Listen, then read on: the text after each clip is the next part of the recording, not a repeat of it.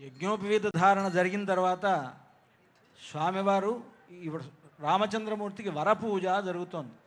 ఈ వరపూజలో ముందుగా పాద ప్రక్షాళనం చేస్తారు. ఆ పాద ప్రక్షాళనం జరిగిన తర్వాత స్వామివారికి వరుసగా మధుపర్క ప్రాశనం, అలాగే నూతన వస్త్రాలు ఇవన్నీ కూడా సమర్పిస్తారు. ఆ రకరకాలైనటువంటి ఆభరణాలు, బంగారు ఆభరణాలు ధరింపజేస్తారు. ఇదంతా కూడా వరపూజ అంటారు. ఆ పాద ప్రక్షాళనను అర్చక స్వామి నిర్వహిస్తున్నారు. మనంతా కూడా సేవిద్దాం. ఓం ప్రతద్విష్ణుస్తవతే వీర్యాయ మృగోన భీమః కుశరోగిరిష్ఠాః యస్యోరుషత్రిషు విక్రమణేషు అధిక్షయంతి భువనాని విశ్వా పరోమాత్రయా తనువావృధానా నతే మహిత్వమన్వశ్నవంతి ఉభేతే విద్మరజసే పృథివ్యా విష్ణో దేవత్వం పరమస్య విచ్చే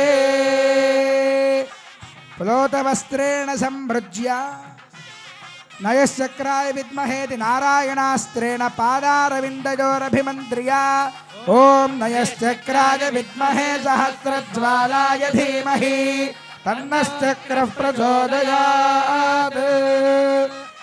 ఇమం మే గంగే దిత్యనువాకేన పుష్పోదకస్నపనం కుర్యాత్.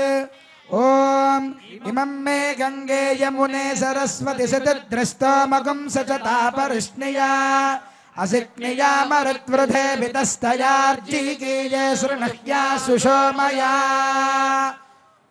అర్చత ప్రార్చత హిరణ్యరూపైతి ద్వాభ్యాం మంత్రాభ్యాం స్వర్ణాభరణైః దేవదేవం శ్రీరామచంద్రస్వామినమలంకృత్య.